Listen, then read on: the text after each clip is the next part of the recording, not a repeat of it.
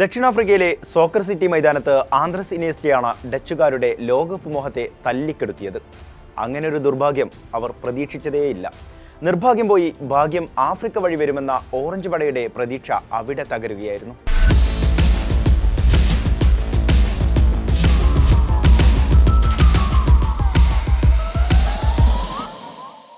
Extra ടൈമിലാണ് നെതർലൻഡ്സിന്റെ നെഞ്ചുലച്ചത്.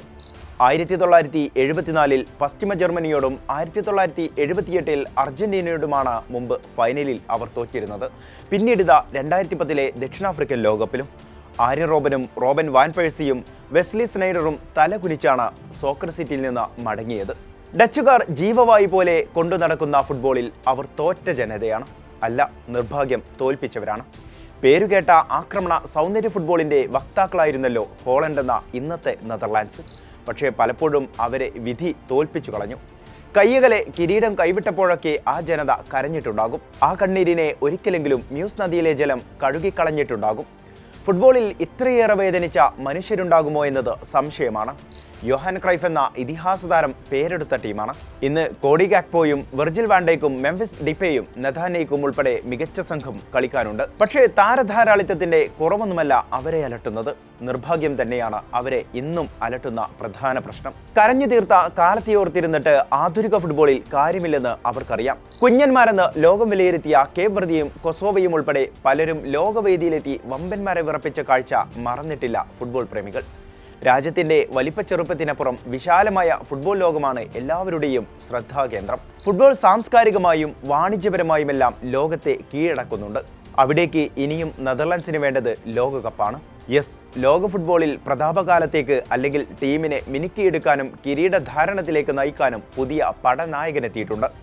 സ്പെയിന്റെ ലോക ചാമ്പ്യനായ താരം സാവി ഹെർണാണ്ടസ്. ഓറഞ്ച് പടക്ക് പേരുകേട്ട ആക്രമണ ഫുട്ബോൾ ശൈലി തിരികെ കൊണ്ടുവരാമെന്നും മോശം ഫലങ്ങളിൽ നിന്ന് ടീമിനെ കരകയറ്റാമെന്നും നെതർലാൻഡ്സിന്റെ പുതിയ പരിശീലകനായി ചുമതലയേറ്റ് നെതർലാൻഡ്സിലെത്തിയ സാവി ഹെർണാണ്ടസ് വ്യക്തമാക്കുന്നുണ്ട്. കഴിഞ്ഞ ദിവസമാണ് സാവി ഹെർണാണ്ടസ് നെതർലാൻഡ്സിലേക്ക് എത്തിയത്. താരം നെതർലാൻഡ്സിൽ എത്തിയപ്പോഴാണ് ഇങ്ങനെയൊരു പ്രഖ്യാപനം നടത്തിയതും. നല്ല ഫുട്ബോൾ കളിക്കുകയും മത്സരം കൈപ്പിടിയിലൊതുക്കി ആക്രമിച്ചു കളിക്കുകയും ചെയ്താൽ വിജയത്തിലേക്കും മികച്ച ഫലങ്ങളിലേക്കും എത്താൻ സാധിക്കും. സ്ഥാനമേറ്റ ശേഷമുള്ള ആദ്യ വാർത്താ സമ്മേളനത്തിൽ 46-കാരനായ മുൻ സ്പാനിഷ് മിഡ്ഫീൽഡർ വ്യക്തമാക്കിയത് ഇങ്ങനെയാണ്. കഴിഞ്ഞ ലോകകപ്പിൽ നെതർലൻഡ്സിന്റെ പ്രകടനം നിരാശാജനകമായിരുന്നു. ഗ്രൂപ്പ് ഘട്ടത്തിൽ ഒന്നാമതായി എത്തിയെങ്കിലും വ്യക്തമായ ആധിപത്യം പുലർത്താൻ സാധിക്കാതെ പോയ ടീം റൗണ്ട് ഓഫ് 32-ൽ മൊറോക്കോയോട് പെനാൽറ്റി ഷൂട്ടൌട്ടിൽ തോറ്റ് പുറത്താകുകയായിരുന്നു. ചെറുപ്പത്തിൽ നെതർലാൻഡ്സ് ടീമിന്റെ കളി കാണുമ്പോൾ മനോഹരമായ ഒരു ഫുട്ബോൾ ശൈലിയായിരുന്നു അത്.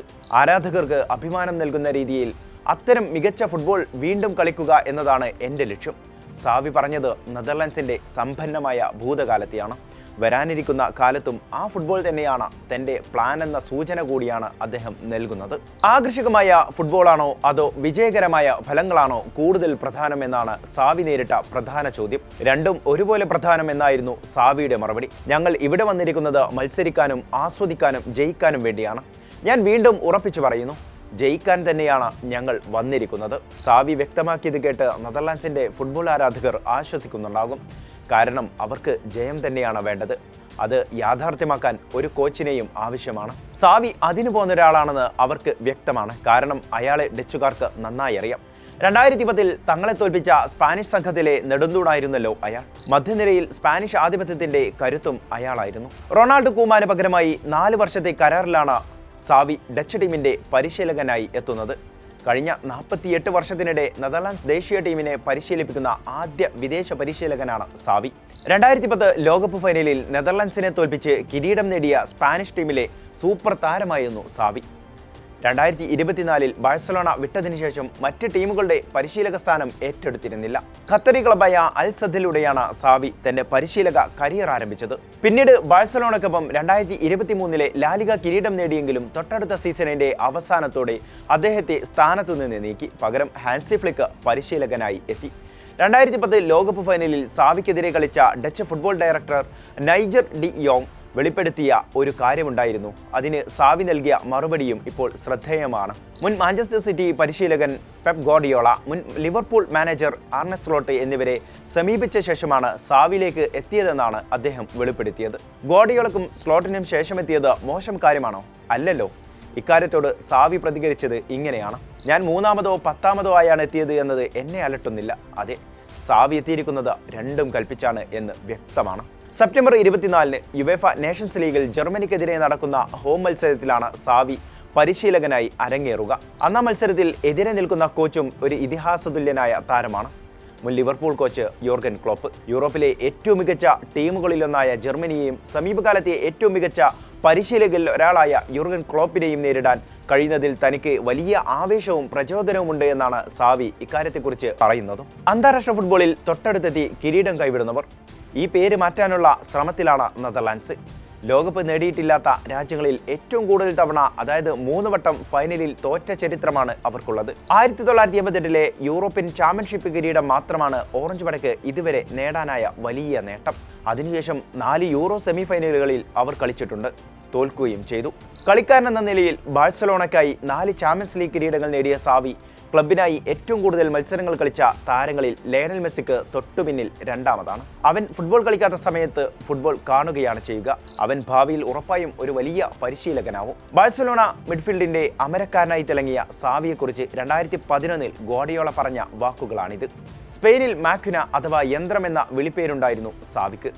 ഒരു പതിറ്റാണ്ടോളം ലോക ഫുട്ബോളിനെ ഭരിച്ച ടിക്കി-ടാക്ക കളിശൈലിയുടെ ആണിക്കല്ലായിരുന്നു അദ്ദേഹം. മെസ്സി ഇല്ലായിരുന്നെങ്കിൽ ബാലന്തിയോർ പുരസ്കാരം സ്വന്തമാക്കുന്ന താരം സാവിയായിരുന്നുവെന്ന് അക്കാലത്ത് ഫുട്ബോൾ വിദഗ്ധർ പറഞ്ഞിരുന്നത് ഇന്നും ഓർക്കാവുന്നതാണ്. തുടർച്ചയായി 3 തവണ Messi, Cristiano Ronaldo, Andres Iniesta എന്നിവർക്ക് പിന്നിലായി 3-ാം സ്ഥാനത്ത് സാവി എത്തിയിരുന്നു എന്നതും ശ്രദ്ധേയമാണ്. ഡച്ച് കോച്ച് എന്ന നിലയിൽ രാജ്യത്തെ ജനങ്ങൾക്ക് തങ്ങളുടെ ടീമിനെ ഓർത്ത് വീണ്ടും അഭിമാനം തോന്നുന്ന അവസ്ഥയുണ്ടാക്കുക എന്നതാണ് തന്റെ പ്രധാന ലക്ഷ്യമെന്ന് സാവി ഇക്കഴിഞ്ഞ ദിവസം പറയുകയുണ്ടായി.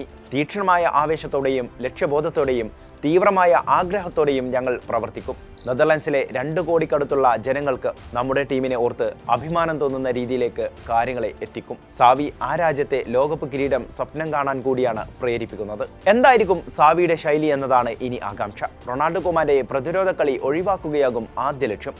ആക്രമിച്ചു കളിക്കുന്ന ടോട്ടൽ ഫുട്ബോൾ തന്നെയാകും സാവിയുടെ തന്ത്രം. ചില സ്പാനിഷ് ഫുട്ബോൾ ടച്ചും അവിടെ ഉണ്ടാകുമെന്ന് അനുമാനിക്കാം. ജയിക്കാൻ വേണ്ടിയാണ് താൻ ടീമിനെ പരിശീലിപ്പിക്കുക എന്ന പ്രഖ്യാപനം ചില മാറ്റങ്ങൾ ഉണ്ടാക്കിയേക്കുമെന്ന് ഉറപ്പാണ്. ലക്ഷ്യം 2030 ലോകകപ്പാണ്. വിശാലമായ ലോകകപ്പിലേക്ക് യോഗ്യത നേടുക എന്നതല്ല, ചരിത്രപരമായ ലോകകപ്പ് നേടുക എന്നത് തന്നെയാകും സാവിയുടെ ലക്ഷ്യം. ടിക്കി-ടാക്കയുടെ പുതിയ ശൈലി കൂടി അദ്ദേഹം ഗ്രൗണ്ടിൽ നടപ്പാക്കുമോ എന്നുകൂടി കാത്തിരിക്കാം. ബാഴ്സലോണയെ പരിശീലിപ്പിച്ചതിൻ്റെ ആത്മവിശ്വാസമുണ്ട് അദ്ദേഹത്തിന്.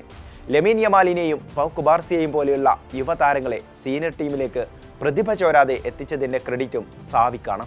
അങ്ങനെയുള്ള സാവി നെതർലാൻഡ്സിലെത്തുമ്പോൾ പുതിയ താരങ്ങളെയും അദ്ദേഹം നോട്ടമിടും.